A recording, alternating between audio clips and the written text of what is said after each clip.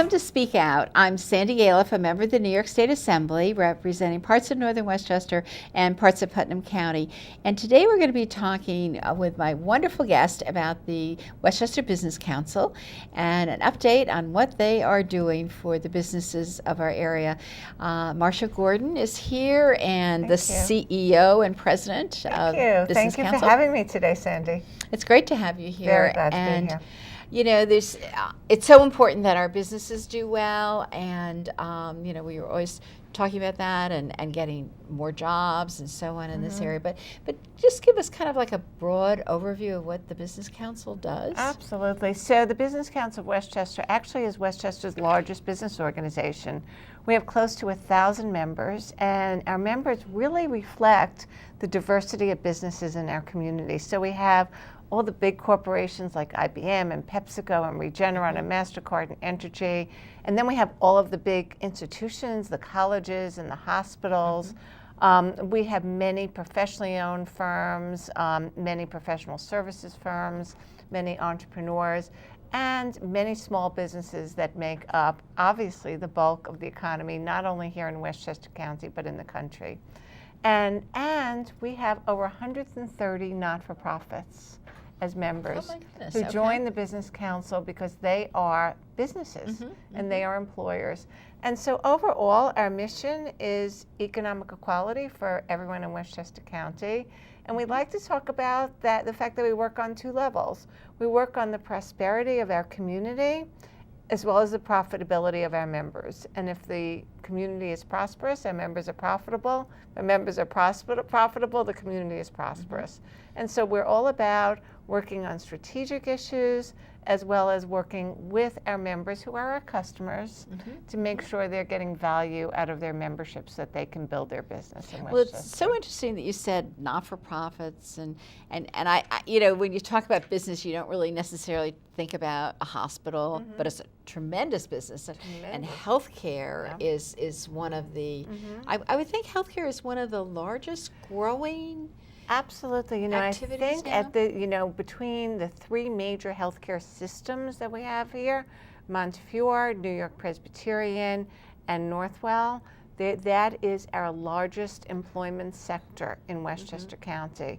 And there are many opportunities, not only in the typical healthcare jobs that we think of, but in electronic medical billing and back office work and so many other things that really become part of that multiplier effect of the healthcare community. Food services. Right. Yeah. And that has all changed, I would say, in the last couple of years. All of the mergers of the smaller hospitals into these larger networks. Yeah, and what the hospitals are saying is that has been a very positive thing because they provide more resources for our community hospitals, more research, more doctors, available, you know, access to other options for the hospitals. And of course, I forgot to mention our beloved Westchester Medical Center is a major hospital network here. And throughout the Hudson Valley, they're growing so much. Right. Does that mean we just have more people in hospital beds? Well, we have more people who are living longer and more yes, needs? we are an aging population, and we are an aging community, and so that is certainly absolutely part of it. But we're also a healthier community, and so yes, it's about needing hospital beds, but it's also about wellness. And I'm so pleased that so many of the hospitals that we're focused on are focused on keeping people out of hospitals and keeping people well and really thinking about the entire health of the community. So it's a very, very important sector of the community. And of course, then there are other not-for-profits around the healthcare sector, whether it's Leukemia and Lymphoma Society, the Heart Association, or Cerebral Palsy, that really help support that sector as well. Do you as an organization just look at the overall region of Westchester, and maybe you look at what's happening in Putnam and Rockland also, and I suppose New York City, but do you sit down and discuss what the needs are in the next 2 years, 5 years? Is that something that's a part of what you do? Absolutely. You know, so much, especially focused on workforce So working with the Workforce Investment Board and others, our own organization, we focus a lot on preparing young people in urban centers, especially for the work. And so we really track those sectors where there are going to be jobs, whether it's healthcare or whether it's IT or whether it's hospitality. We are really looking at those sectors, going out to employers, figuring out what their needs are, working with the colleges, and trying to make all of that happen. So yes, we are working. You know, we have our finger on the pulse of what's going on. Our members have a finger on the pulse of what's happening. Yesterday, I met with a member who is a 40-year-old family business. They sell business machines. And, you know, started out as a Smith Corona typewriter. Oh, I remember. Yeah, remember those? That's a while ago. And now, of course, they're into, you know, the high-tech copiers, not just copiers. And he was saying how his industry is a bellwether of what's happening before most. So we listen very, very carefully. Can you tell us what might be coming? Well, you know, I mean, think about what's happening with with Amazon and what effect, and I don't mean Amazon hopefully coming to Westchester, but I mean Amazon and the effect on retail, on hospitality. You know, that is changing. That's changing the complete workflow. You know, think about high technology and faster internet and how people are accessing services. Think about telehealth. So what is that going to do to our wonderful hospital systems that are expanding as people get more of their medical care online? So we're not economic forecasters, but we do see these trends and we do watch what's happening in our businesses and in the workforce. Right, and we've certainly seen a lot about businesses closing down because people aren't actively going to many of the stores. I mean, I guess there's a mixed message on that. I think they may have said this Christmas period of time, that holiday period of time was fairly good, but people do sit on their computers and order online, and that's changed that whole business model. Absolutely, and so retail as one sector of business is certainly changing, and so what does that mean for the main streets, you know, which have to be more experiential now? More restaurants, more wine bars, more places to experience things rather than just go in and buy what they can buy online. Well, that's so interesting because that's what you see. We're sitting here in Peekskill at the studio, and you know, Peekskill's just had this renaissance of so many restaurants, and you wonder, you know, will that all work out? But what you're saying is people need places to go, and they can't sit at home and have somebody, well, cook your food. You can have it delivered, I guess. It's not the same. But it's not the same, yes, right? It's not the same. And you know, for those smaller retailers that feel threatened, understandably, by this huge sea change. You know, it's really a disruption economy that we're experiencing. You know, the more they're focused on service, the more they're focused on helping the customer. The other night, my daughter and I went to a store and we were doing some good shopping. And there was a wonderful, wonderful salesperson who brought everything that we needed in. And that's so valuable. Right. A real human relationship that you would not get on the internet. You're just not going to find that. You know, and it does extend to other firms as well. So, you know, regular professional services firms like accountants or attorneys, you know, it used to be you just called them and they did transactions. But now they're really becoming business partners and they're really helping in a consultative way. So the way of doing business is changing, and to be successful in business, you have to change with it.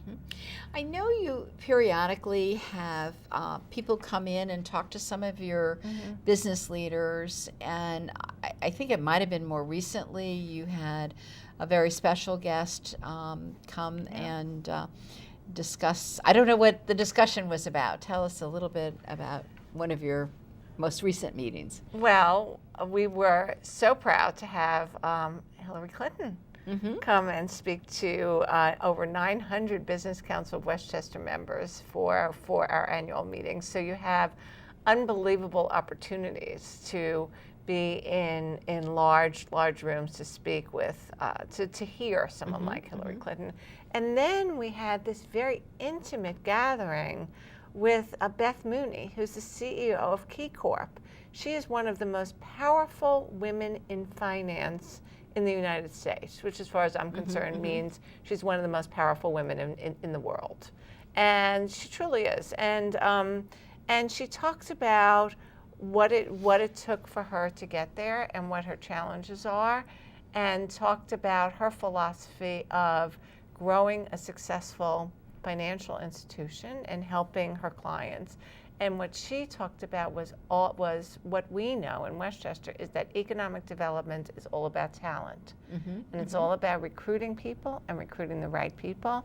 And again, that's a different way of doing business, because as a good employer, employees are demanding really more flexibility, more opportunities in the workplace, and employers know that to recruit people and to retain people, that's one of the things that they need to do to be current. So it's getting away a little bit from the 9 to 5 in the office. Absolutely. Yes, it is. I mean, you don't have to sit in the office from 9 to 5. It used to be, or 9 to 7 or number one, else. so much of our business is done. I don't have it here. It's out there because I didn't want it to ring, but it's done on our cell phone, right? Right. So many of us can be anywhere conducting business and being productive. Others, who may have small children at home and there's a snow day. I know in my own office we have several young families, and we're very flexible because we know that work can be done and is done from home. And so there's those opportunities that technology has enabled work to be done differently. Right. And then there's the Regenerons of the world, which is one of the top 5 biotech companies, and they are consistently voted number 1 in terms of employee satisfaction, because they have a culture of teamwork, of working together, of being good to employees, of making the workplace certainly productive, but also making the workplace fun. Right, and their workplace is expanding. Every time I turn around, we're getting another place for Regeneron. Incredibly, and companies like Danone, which is expanding, Danone yogurt, and in White Plains, or companies like IAC Applications, which was formerly MindSpark and makes all the apps, Match.com and all of those. Where are they located? They're located in Yonkers. You go into their offices and they're open and they're expansive. Heineken USA, they changed their whole way of doing work, and you see people sitting together and conferring, and the younger generation in particular really values that culture and that environment, and that's how you grow. That's how you grow businesses. Are the businesses looking toward being in downtown areas, or is there still that effort? We in Westchester built so much outside of a downtown area. Is there a different view from the business world where to be? I want to say 2 things, because we have 2 wonderful properties. One in Somers, the former PepsiCo property, and the former IBM properties, and we know that Amazon is looking at those properties. So that's pretty interesting, because they're campuses that are ready to go. But for the most part, yes, we are seeing the downtowns really expanding. And Danone, for example, moved away from the town of Greenburgh because their employees wanted to be in downtown White Plains. They want to be able to go out, they want to be able to go to the gym, they want to go get a sandwich, and they want transit-oriented development because they don't want to have cars. Right. So, and that has occurred over time, that we have a number of people that are actually living in New York City that commute on our trains. Absolutely. We're always amazed how many people get off from New York City, Well, at 8:30 in the morning. I know there's a business here in Peekskill, a sound studio, and Andrea Bloom's sound studio, and I know that she has an employee that commutes from New York City and gets off at the Peekskill train station because they want to work for them. They're an Emmy Award-winning company, and that transit-oriented development makes it possible. So let's talk a little bit about the Tappan Zee Bridge. If we're Sure. talking about transit, how important was that to get a new bridge or a good working bridge, a Well, safe bridge? As you know, Sandy, the Business Council of Westchester was a leader in the Tappan Zee Bridge along with you. Thank you. It's and going thank on you for a your very long support, time, though. Very long time. And so we finally got it built, thanks to Governor Cuomo's leadership and thanks to an opportunity with former President Barack Obama that there were a certain number of projects that could be built in a certain way, and we had a design build project. And yes, the Tappan Zee was not safe, and so that's a real concern for anyone going over the bridge. It's a concern for mobility in the region. There were no breakdown lanes, so if there was an accident, there were hours and hours of backups. And ultimately, we do hope that there will be better transit over that bridge. It was our goal always at the Business Council To have the of rail, Westchester. light rail. Well, we knew BRT really. Uh-huh. We knew it was going to be more bus rapid transit, and that's Right. fine. But to have that east-west capability, because as we know in Westchester, it's very easy to get north and south. It's harder to get east-west, and so that's so important for businesses in particular in terms of being able to get employees, because employees are mobile. Right. And they live all over this region. And also supplies and all that kind of thing that Absolutely. is trucked from place to place. Absolutely. It was a critical bridge. Yes, that's one of our proudest accomplishments. And that was such a great day Yes, it last was. September. I think it was Was August. August? It was Okay, August. Yeah, it was a right. beautiful day. Beautiful day, Yeah. and hopefully we had some photos up. You had a wonderful time. I Yep, know that day. absolutely. I did too. Yeah, it was great. Yeah. It was great. And I finally drove across the bridge myself because I went that day and we did the half the bridge. And I don't come down from Albany over that bridge because Yes. I go north and I go over 84, the Bear Mountain Bridge. But it was so exciting to go over, and the problem is when you drive over the bridge, you want to really look at the bridge, and that's not a good thing. You have to have somebody else drive you. You have to have Right, someone else drive right. you. That's the answer to that. So you can enjoy it at least once. Right. And I think once the other span goes up, and that's complete, and the old bridge is totally down, it will be even more extraordinary. You mentioned earlier the Business Council working with some of the colleges, universities. How does that get structured?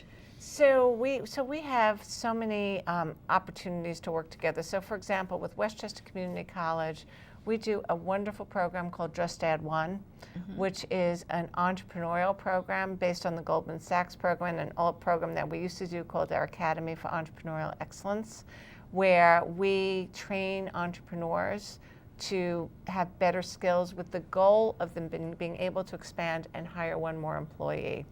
First year of the program, we had 30 people, I think 35 people in the program.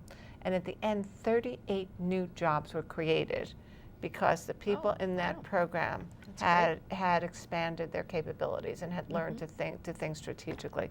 So that's one example. With Pace University, this year we put on a cybersecurity conference that was second to none. Talk about cybersecurity in the workplace. With Manhattanville College, we have partnerships in terms of seminars, and they have wonderful speakers and people from their board and their faculty. So we work a lot with them with HR issues, and we did a whole talent conference with Manhattanville College. And all of the others. Iona is opening an entrepreneurial center. We work with Berkeley and the College of Westchester. So, business and academia are so important because that's where our future workforce comes from. And academia has resources that we don't have. Let me not forget SUNY Purchase, because so many of their students are in the arts, and that's a growing sector in our community as well. Well, we need to be entertained with the restaurant. Exactly. And everything else. Completely, yes, completely. When I think about Westchester, and you start to look around the state of New York, and we have to deal with the business community all over the state, but we're really in a very fortunate place in Westchester where the region is really doing quite well. And, I think we often tout the academic ability of the people that live here and so on. We're in good shape. We have the highest number of college graduates of any county in New York. And so that really makes us an intellectual capital, and that's very important in terms of retaining and recruiting businesses. Our unemployment rate is, I think, 4.5 or 4.6%, which is low. And the other thing is that I think what makes Westchester so special is that we have a very diverse business community. So I know in the 90s there was a great downsizing of the corporations, and that was a big ouch. But we've emerged the other side with a much healthier economy because we have a diverse economy of so many different types of businesses, that create this entire fabric for, and that's very important. So if one sector goes down a little bit, there are others that go up. And let's not forget all the wonderful development that's happening. Construction is very strong now in Westchester. Right, and for a while there, it was a real problem, I'd say, 10 years ago, 8 years ago. Absolutely, So you look at what's happening here in Peekskill. I mean, you look at the building, the construction that's going on in Ossining. We're very excited about it. And then some of the cities, in Yonkers and White Plains and New Rochelle and Mount Vernon and Portchester, some of those areas that are really, really developing, and there's a lot going on. And it's interesting to see the multi-residential units that are being built. So those developers know something, and they're seeing that there's a market for people coming here, people downsizing here, people wanting to live here and enjoy Westchester. I think it's fascinating. There's one development, I think in Yonkers, and I don't know what you call it, but just almost a singular room, very small, because people... It's co-living. It's Joe Cotter's co-living, because young people want, they want someplace to start. And they like that idea of sharing space. And again, this is what we call a disruptor. By the way, I read that the senior end of the community is looking for opportunities like that also, where they may have they have their own space, but then there's a place to come together. Right. And so that's going to be very interesting to watch as we move forward. As a matter of fact, talking about universities, we also partner with Fordham University, and that's going to be one of the topics we will be addressing this year with them. Oh, okay, about the housing issue. Yes, the housing issue, Right. Yeah. That'll be very interesting because I've been working on having my town meetings, and a lot comes up about housing. Yeah, sure. For everybody. For everyone, right. And you talk to employers. Housing is the number one concern for their employees moving to Westchester. So I know you've recently gotten a grant to develop in this whole area, trying to help businesses becoming more green. And I know we have a lot of businesses that are green, actually, green businesses. But what's going on in that field? Let me go back a little bit. Go back in history from when Andy Spano was county executive, and he had this whole green communities opportunity. And he asked the Business Council of Westchester to handle the business end. And then when Rob Astorino was county executive, he continued that initiative. And now certainly with County Executive Latimer, we're doing the same. And so we have developed, in partnership with the county and Green Team Spirit, and I have to acknowledge Con Edison also for their partnership, and the Community Foundation and others who've joined with us, and we've developed first we called it a Green Business Challenge, where we educated businesses about how to be green, and now we have with this grant from NYSERDA, from the state. We have a green business certification program. We are actually certifying businesses green. And most recently, we had 2 in 1 week, Strauss Paper and Sustainable Westchester, who were deemed green business certified. And there are stringent things that they need to go through, from transportation to land use to water to copying to really, they have to pull a team together and they have to present what they've done. It's very, very stringent. We work with the Greenberg Nature Center to provide interns for them. And Danny Glazer and Scott Fernquist do a great job running this program for us. But we know also that, that this is part of economic development, because when you talk about attracting talent, especially young talent, they want to work for companies that care about the environment. They absolutely do. Yes, they're just so much more caring. Just kind of as we conclude, I know we had spoken about a business that, I work very hard on trying to get people to go on the organ donation list, and to be ready to contribute some of their body parts when they're not needed. And you mentioned that there's a business at the Westchester Airport that is helping with that. Absolutely. We are so fortunate to have Roger Woolsey from Millionaire, who is constructing, finishing what we call an FBO, a fixed-based operator, and that's kind of a fancy hangar for private planes. But first of all, he has invested $70 million. So talk about economic activity, and is poised to do another one. But one of the things that he's most proud of is his work with transporting organs. And so what this has done, if God forbid you need a kidney or a heart or lungs, whatever you need, it used to be that you can only look in your own community because there's a finite amount of time that you have. Right. But he has the plane set up, the equipment set up, that you have a much wider access to these parts. So if there's a heart available in Denver and we need it in Westchester, that's what he does, and he is so devoted, and he really wants, when he comes to Westchester, to have this be a major point for him. And so that's so much of what we're proud of at the Business Council, that we have great people who give back to the community. And I'm we sure love you to brag about them. Right, many, many, many more. Thank you, thank you. And you're involved with the Regional Economic Council absolutely. too. Yeah, I'm so proud to have been appointed by the governor as a member of that Regional Economic Development Council.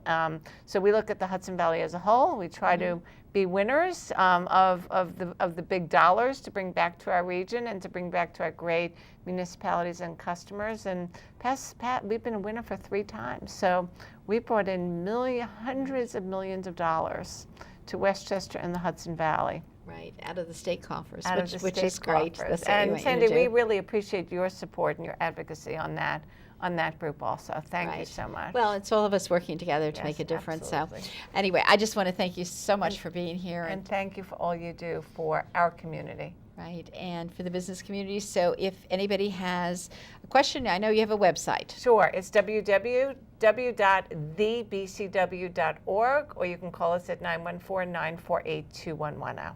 Okay, thank you so much, Thank Marcia. you. Thank you. Thank you all for watching, and if you have any questions, don't hesitate giving me a call at my office on 914-941-1111. Have a very good evening, and thanks for watching.